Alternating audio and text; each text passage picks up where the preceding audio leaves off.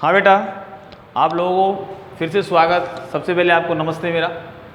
फिर पिछले वाले टॉपिक में बेटा अपने डाइनाइट्रोजन बनाने की विधियाँ लिखी थी। मैंने आपको बताया था कि वीडियो नंबर अगले में आपको इसके भौतिक गुणधर्मों के बारे में बात करेंगे। भौतिक गुणधर्म की अपन पहले बात करें तो यह है क्या बेटा, यह है रंगहीन,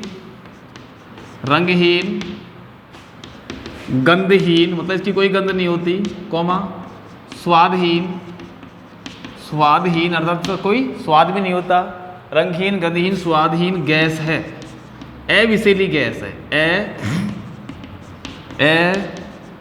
अविषैली गैस है। ठीक है बेटा, अविषैली गैस है, नंबर 1। नंबर 2, इसका क्वथनांक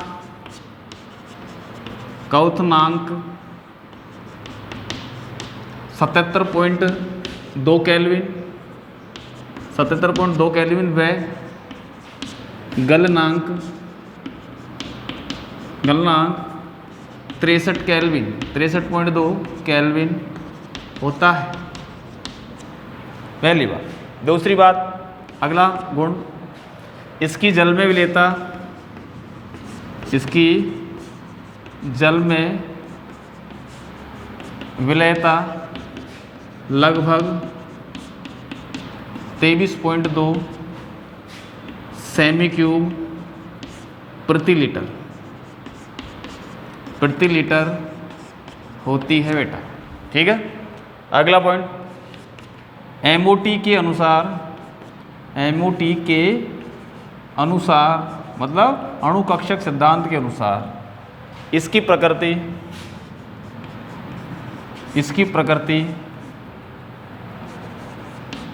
प्रकृति प्रतिचुंबकीय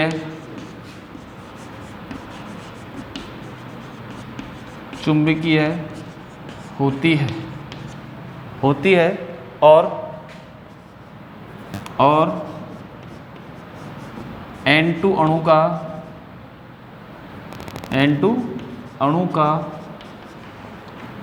इलेक्ट्रॉनिक विन्यास, जिसको अपन जानते हैं बेटा विन्यास, sigma 1s2 sigma star 1s2 sigma 2s2 sigma star 2s2 पाई 2px2 बराबर पाई 2py2 और लास्ट में सिग्मा 2pz2 होता है बेटा। ठीक है। तो ये इसका बेटा इलेक्ट्रॉनिक विन्यास है किसका, N2 अणु का। तो यह रंगीन, गंधहीन, स्वादहीन, अविषैली गैस है। इसका क्वथनांक 77.2 केल्विन है, वह गलनांक 63.2 केल्विन होता है। इसकी जल में विलेयता लगभग कितनी, 23.2 सेंटीमीटर क्यूब प्रति लीटर होती है एमओटी के अनुसार, मतलब अणु कक्षक सिद्धांत, मॉलिक्यूलर ऑर्बिटल थ्योरी के अनुसार इसकी प्रकृति प्रतिचुंबकीय होती है।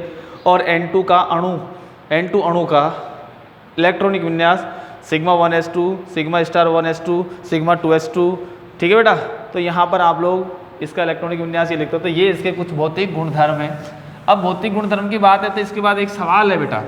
एक सवाल ये है कि भैया यदि किसी जीव को डाइनाइट्रोजन के वातावरण में रखें तो वह मर जाता है, मतलब जीवित नहीं रहता, क्यों? तो कहने का मतलब प्रश्न है कि किसी जंतु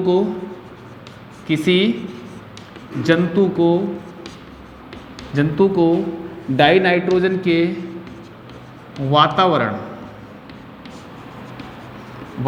में रखे तो उसकी मृत्यु हो जाती है। क्यों? ठीक है बेटा। अब बात है कि समझने की बात है, मैंने आपको बताया था कि बेटा डाइनाइट्रोजन क्या होती है बेटा, अविषैली प्रकृति की होती है। उत्तर क्या लिखेंगे इसका, आंसर क्या लिखेंगे, डाइनाइट्रोजन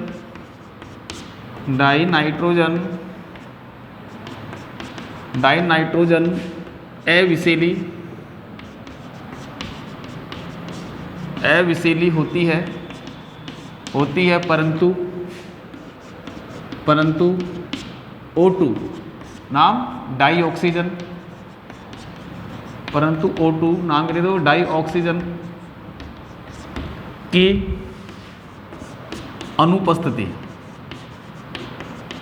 अनुपस्थिति के कारण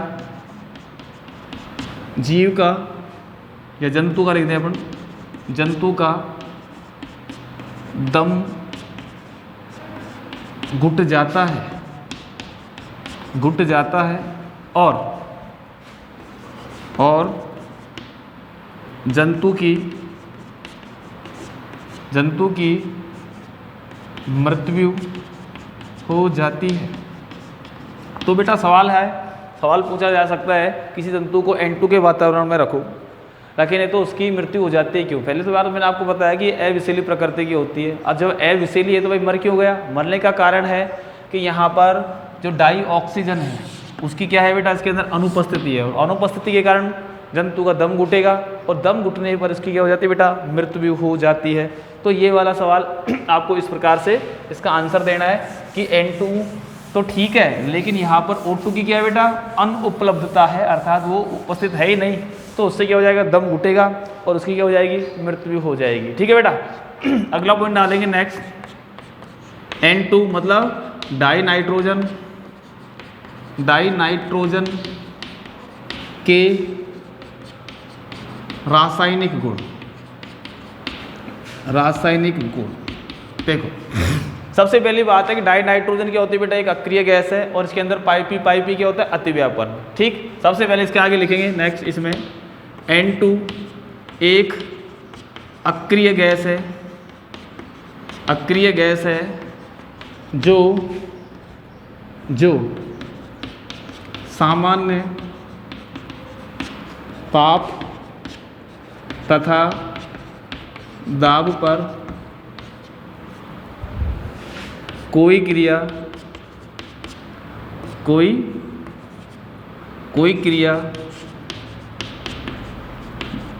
नहीं करती है,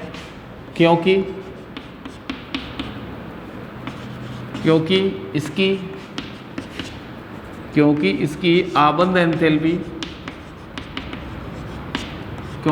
आबद्ध एंथैल्पी 941.7 किलोजूल प्रति मोल, जो बहुत उच्च होती है। साथ ही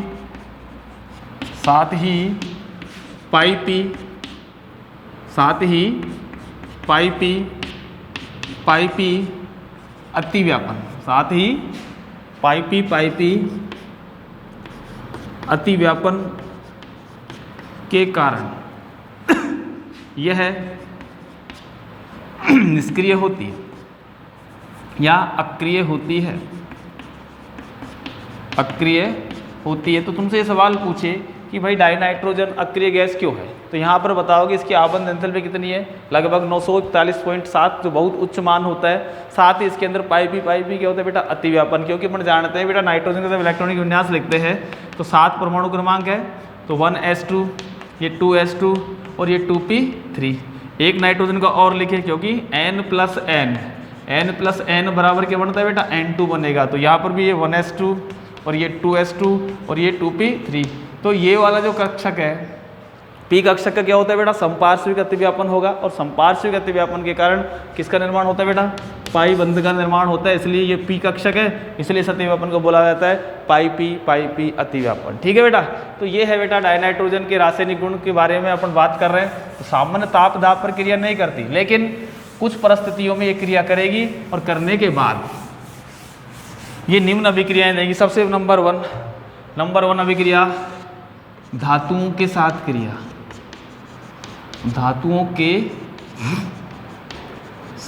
क्रिया।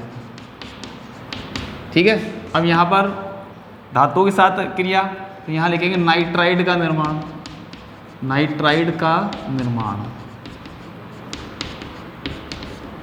अब यहाँ पर कुछ धातु जैसे lithium, sodium, magnesium, calcium, aluminium आदि के साथ आदि के साथ N2 क्रिया करके नाइट्राइड बनाती है, या हम कह सकते हैं धात्विक नाइट्राइड। धात्विक नाइट्राइड बनाती है, धात्विक नाइट्राइड बनाती है। ठीक है, इसमें एक नोट पॉइंट लिखेंगे बेटा, N2 न तो जलती है और न ही जलने में सहायक है। अब ना तो जलती है ना जलने में सहायक है, परंतु नाइट्राइड बनने के कारण ये जो N2 है वो कैसे जलती रहती है। कहने का मतलब है कि भाई जब जलती नहीं है ना जलने में सहायक है तो इसमें क्या बनेगा, नाइट्राइड का निर्माण होगा, और नाइट्राइड का निर्माण होने के कारण धातु इसके वातावरण में जलती रहती है। तो यहाँ पर अभिक्रिया कराएंगे। नंबर 1 आप कराओगे N2 प्लस लिथियम की क्रिया कराई, क्या बनाओगे Li3n। ठीक है, ये अपन N2 बोला तो यहाँ पर लगा दिया अपन ने, कितना लगा दोगे 2 लगा दो, ये सॉरी यहाँ पर N2 ये 6 और यहाँ लगा दिया 2। ये नंबर 2 किसके साथ करा दें, N2 प्लस Mg के साथ करा दोगे बेटा। तो यहाँ पर ये Mg संयुक्त कितनी होती है 2, Mg3 और यहाँ पर ये N2। Number 3 N2 plus Al के साथ कराओ तो आपका क्या बनेगा 2Aln, यहाँ पर आप 2 लगा दो। तो बेटा कहने का मतलब है कि जब आप लोग मैग्नीशियम धातु का फीता इसके वातावरण में जलाओगे तो मैग्नीशियम नाइट्राइड बनने के कारण ये लगातार जलता रहेगा। हालांकि मैंने बताया कि ये ना तो जलती है और ना जलने में सहायक है, लेकिन धातुओं के साथ क्यों जलती है, कारण बताओगे कि यहाँ पर नाइट्राइड का निर्माण होगा, और नाइट्राइड के निर्माण के कारण ये धातु के वातावरण के अंदर क्या करती है बेटा, जलती रहती है। तो ये है धातुओं के साथ क्रिया। नेक्स्ट अभिक्रिया अपन डालेंगे अधातुओं के साथ क्रिया। किसके साथ अभिक्रिया, अधातुओं के साथ क्रिया। तो अगला पॉइंट डालो अधातुओं के साथ क्रिया। अधातुओं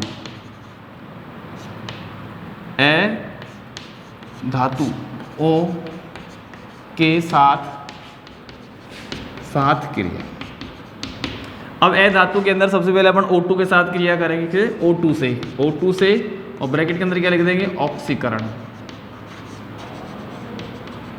ठीक, अब यहाँ पर N2 प्लस O2 सीधी क्रिया करा दो, और लगभग बेटा 1000 डिग्री सेल्सियस ताप की आवश्यकता पड़ेगी, क्योंकि बहुत अक्रिय होती है, और आपका यौगिक बनेगा 2NO। नाम है इसका नाइट्रिक ऑक्साइड। नाम क्या है इसका, नाइट्रिक ऑक्साइड। अगली अभिक्रिया सेकंड, फर्स्ट के बाद सेकंड है बेटा H2 से क्रिया। H2 से क्रिया, और यहाँ लिखोगे बेटा हैबर विधि या अमोनिया का निर्माण। अमोनिया का निर्माण और विधि का नाम है हैबर विधि। ठीक है, हैबर विधि। अब क्या हो रहा है बेटा, डाइनाइट्रोजन की क्रिया आप लोग कराओगे बेटा N2 के साथ, हाइड्रोजन के साथ क्रिया कराओगे। ये एक उत्क्रमणीय अभिक्रिया है। यहाँ पर टेम्परेचर 773 केल्विन लेना है और 200 ATM दाब लेना है, 200 वायुमंडल। यहाँ पर Fe उत्प्रेरक लेना है और MO यहाँ पर वर्धक लेना है। जो ये उत्प्रेरक की सक्रियता को बढ़ाने वाले जो तत्व होते हैं वो वर्धक कहलाते हैं, जो सक्रियता को घटाते हैं वो उत्प्रेरक विष कहलाते हैं। जब क्रिया कराओगे तो आपका 2NH3 बनेगा और प्लस डेल्टा H बराबर आपका नेगेटिव, अर्थात ये एक क्या है, ऊष्मा क्षेपी अभिक्रिया है। तो यहाँ पर निर्माण आपने किया किसका बेटा, ये हाइड्रोजन के साथ अभिक्रिया करा रहे हो, तो ये है आप लोगों का बेटा हैबर विधि और अमोनिया का निर्माण। तो ये वाली बात हो गई। ठीक है, उसके बाद अगला टॉपिक अपन डालेंगे भाई यहाँ पर अपन उपयोग, कि भाई डाइनाइट्रोजन के उपयोग क्या है। सबसे पहला उपयोग जो मैं बोल रहा हूँ आप लोग लिख लेना। पहला उपयोग अक्रिय वातावरण उत्पन्न करने में, क्या, अक्रिय वातावरण उत्पन्न करने में। दूसरा उपयोग प्रशीतक के रूप में, अर्थात इसका जो गलनांक होता है 77.2 केल्विन, तो इसलिए इसको ठंडे मतलब कोल्ड स्टोर जो होते हैं उनमें इसका इस्तेमाल किया जाता है, मतलब प्रशीतक के रूप में लिखना। फिर नंबर तीन अपन देखते हो कई बार जो रंगमंच होते हैं जहाँ पर कुछ नाटक वगैरह होते हैं तो वहाँ धुआं सा उत्पन्न होता है, तो सबसे पहले दूसरा है, तीसरा उपयोग लिखोगे रंगमंच पर धुआं उत्पन्न करने में, रंगमंच पर धुआं उत्पन्न करने में, ठीक है बेटा। तो ये डाइनाइट्रोजन के उपयोग है अमोनिया निर्माण में, नाइट्रिक ऑक्साइड निर्माण में, बहुत सारी नाइट्राइड निर्माण में, तो ये इसके उपयोग में आते हैं। अगला जो टॉपिक होता है बेटा, नेक्स्ट जो टॉपिक है वो है बेटा अमोनिया। क्या? अमोनिया। और अपन जानते हैं अमोनिया का सूत्र होता है बेटा NH3, ठीक। और अमोनिया का जो सूत्र है, सबसे पहली बात है कि भाई नंबर 1 डालेंगे अमोनिया की कक्षीय संरचना, ठीक। कक्षीय संरचना की अपन बात करें तो अमोनिया में सो लिखोगे अपन, अमोनिया में नाइट्रोजन परमाणु sp संकृत अवस्था में होता है, sp3 संकृत अवस्था में होता है, और इसमें बंध कोण का मान 107 डिग्री 5 मिनट, ठीक है बेटा। बंध कोण का मान कितना होता है? 107 डिग्री 5 मिनट। और इसकी ज्यामिति जो होती है बेटा वो त्रिकोणीय पिरामिडी होती है। कैसी होती है? त्रिकोणीय पिरामिडी होती है। तो यहाँ पर ये क्या है? अमोनिया की कक्षीय संरचना, जो आपको मैं PDF में बता दूंगा, ठीक है बेटा। तो यहाँ पर सबसे पहले क्या होगा, अमोनिया में 3 तो NH सिग्मा बंध होते हैं बेटा, कौन है? सिग्मा बंध होते हैं, और एक क्या होता है बेटा? LP होता है, इसको अपन बोलोगे लोन पेयर, जो एकांकी इलेक्ट्रॉन युग्म है। तो मतलब अमोनिया का नाइट्रोजन परमाणु sp3 संकृत अवस्था में होता है, इसका बंध कोण का मान 107 डिग्री 5 मिनट, और इसमें इसकी ज्यामिति त्रिकोणीय पिरामिडी, और 3 NH बंध सिग्मा बंध होते हैं, और एक क्या होता है इसके अंदर बेटा? लॉन पेयर होता है। जो लॉन पेयर भी क्या होता है? संकरण में भाग लेता है। तो इस प्रकार से इसकी अपन क्या बना देंगे? ज्यामिति बनाएंगे। ये आप लोग ज्यामिति बनाओगे। तो ये है बेटा अमोनिया की कक्षीय संरचना। बंध कोण का मान याद रखना, संकरण की अवस्था क्या है वो याद रखना, ठीक है बेटा। फिर उसके बाद अगला जो टॉपिक है अपन बता अमोनिया बनाने की विधियां लिखेंगे। क्या लिखेंगे बेटा? अमोनिया बनाने की विधियां। सबसे पहली बात, प्रयोगशाला में नंबर 1 अमोनिया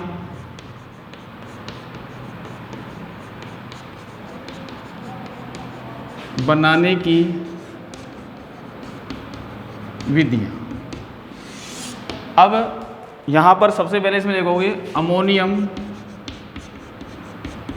अमोनियम लवणों की क्रिया क्षार से कराने पर, ठीक। नंबर 1 अमोनियम सल्फेट से, तो NH4 का होल ट्वाइस SO4 की क्रिया अपन कराएंगे बेटा CaOH का होल ट्वाइस के साथ। एरो लगाओ, एरो के बाद अपन अमोनिया बनाना, पहले तो NH3, ठीक है, प्लस क्या बनाओगे? CaSO4 बनाओगे, और प्लस आपके निकाल दोगे इसके अंदर H2 बार, ठीक है बेटा। तो ये पहली विधि। दूसरी अमोनियम क्लोराइड से, अमोनियम क्लोराइड का सूत्र है NH4Cl। इसके भी क्रिया भी आप किससे करा दो? कैल्शियम हाइड्रोक्साइड से कराओ, बेरियम हाइड्रोक्साइड से कराओ, कुछ नहीं भी, चलो BaOH का होल ट्वाइस से करा देते हैं। तो यहाँ पर NH3 2NH3 plus BaCl2 plus H2O के साथ कराओगे, और इस समीकरण को आप लोग क्या करोगे? संतुलित कर लेना, ठीक है बेटा। यहाँ पर आप 2 लगा देंगे और ये आपकी संतुलित हो जाएगी।